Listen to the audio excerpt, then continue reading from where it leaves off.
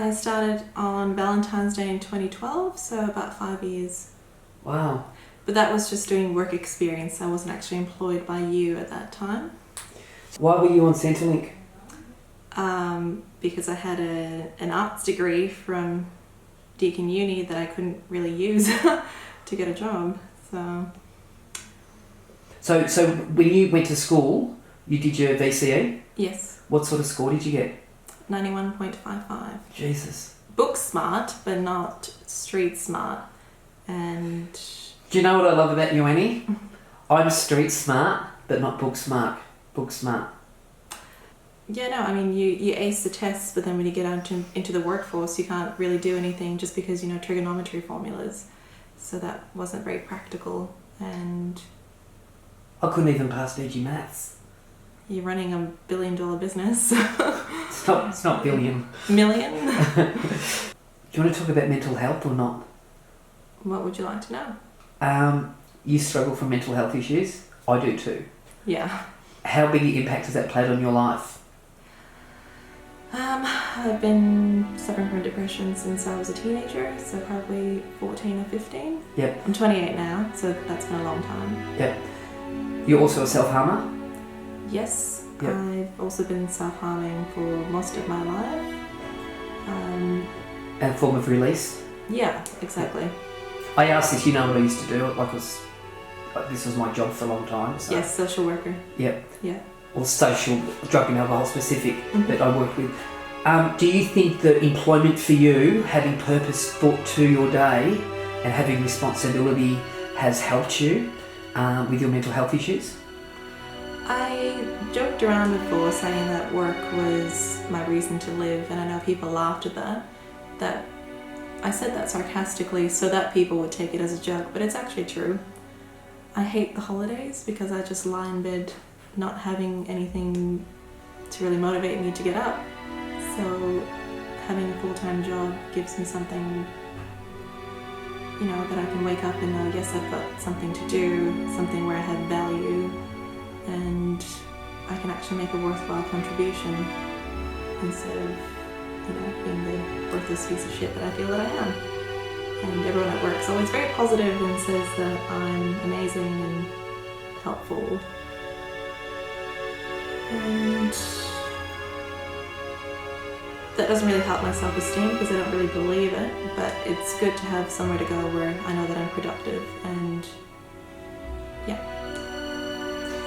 I know it doesn't help when everybody pats you on the back because it's what we feel about ourselves on the inside, but you know the good thing is though, Annie, that out of all the staff here, and I know you've heard this before, you are the most liked. You know that. Yes, there was a ton of congratulatory emails when everyone found out about this promotion. Annie, we all love you. Go Annie! We love Annie! It's like that movie, you know Annie, the little girl, how they go, we got Annie! Annie, we all love you. Hi Annie, we love you lots. You do amazing work. Thank you for all your help. Annie, you're amazing. You do an awesome job. Love your work. Annie, we love you. We love you, Annie. You're the best. No, in all seriousness, we love you heaps. Hey Annie, you're amazing. Just so amazing. Oh Annie, we love you. Annie, you're the peaches to my cream, baby. So you've gone from a trainee to basically my right-hand person for 8 companies now in 5 years. Yes, that's a massive step up the ladder. Annie, I just want to make this promise to you. When I hire my first private jet, you're going to be on it for the first time. Well, I'll probably be paying for it, so I would expect to be on it. Yes, thank you. And what deal did we have to strike with you to get you to take this role? Well, I pretty adamantly said no several times, several phone calls, several confrontations with you. No way, not doing it. And you finally, I don't know what stroke of genius this was, but you offered me an office cat. Because I'm not allowed to have a cat at home, unfortunately. So that was very inspired to say that you set up a cat run and provide everything that this office kitty needs. So you'll expect that. So you took the job. The clincher was that if we buy you a cat, Yes. which has got to be what sort of a cat? I wanted a rescue cat from Gauze. Okay, so it's got to be a rescue cat, which you're going to get, and I'll supply the cat run. Yes. And you're going to have your own office now. Once we get into next door, the deal is that you can have a cat. It'll be an office cat. It'll live here, and you're looking after it. Yeah. Yes. It's your full responsibility. Probably sleep over here at night just to be with the cat. Have you thought of a name for the cat? Macavity, possibly, based on a poem that I liked as a kid. But I need to think about it a bit more. Yeah. Yeah. Do you have any idea where your depression stems from?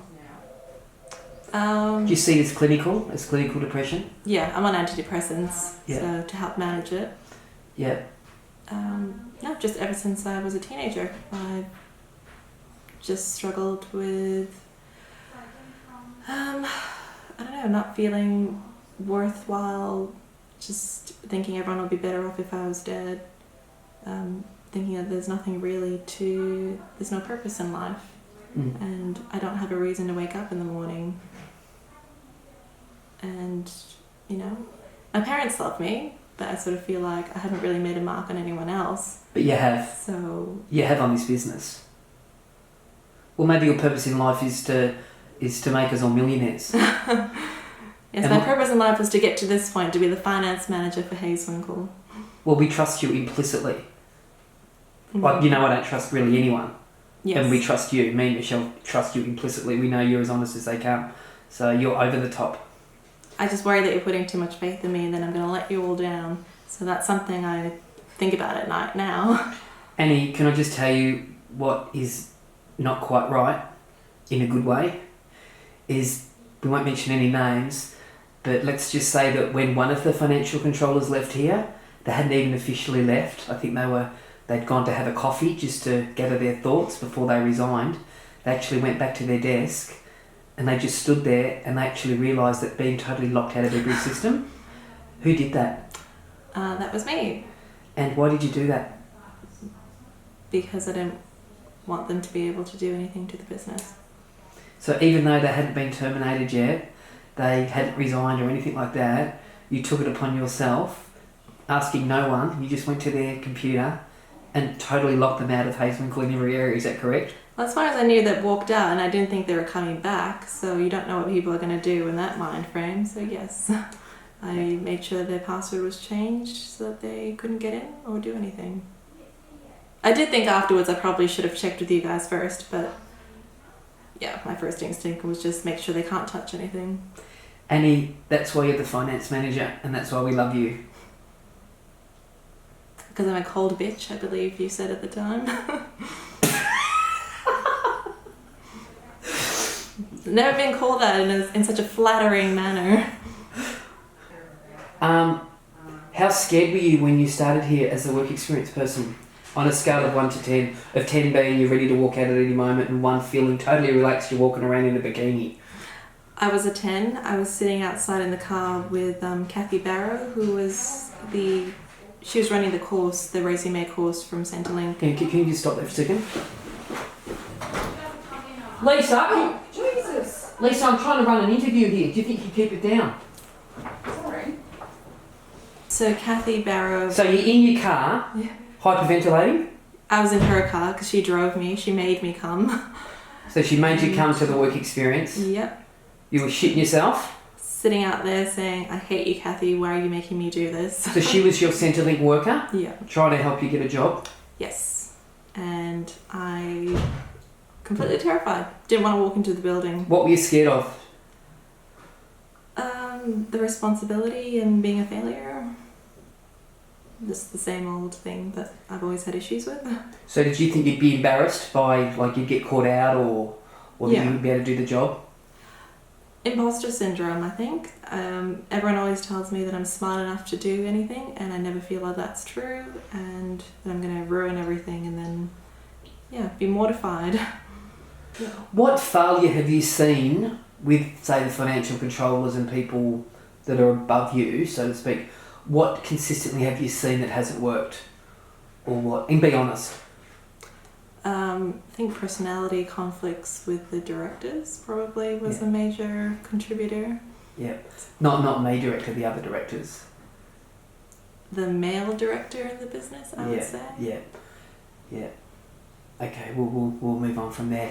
So, what rung are you now? I'm now the finance manager. So, what do you run now All the money. for the entire 4 companies? There's actually 8 companies. Yeah. So, you're that person now. Yes. How does that feel? Not good. Freaking terrifying. But is it a different feeling when you were sitting in the car with Kathy Barrow before you walked in the door 5 years ago? Or is it like, I'm scared, but is there like a bit of exhilaration to that? No, there's zero acceleration. When I was in the car terrified, it was because I didn't know what I was in for. Yeah. And I was stressing about what could happen. Now I know exactly how complicated this job is that's chewed up multiple financial controllers before me. Yeah. And I know how many pitfalls there are and how many disasters that could and have happened. Yeah. And my fear is based on knowledge. Yeah. So, How many millions are we talking that you're in charge of? several million. Yeah.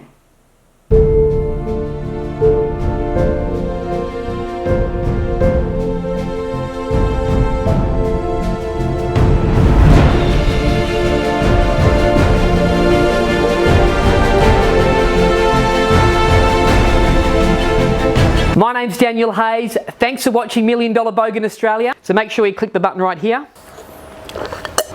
I'm going to go.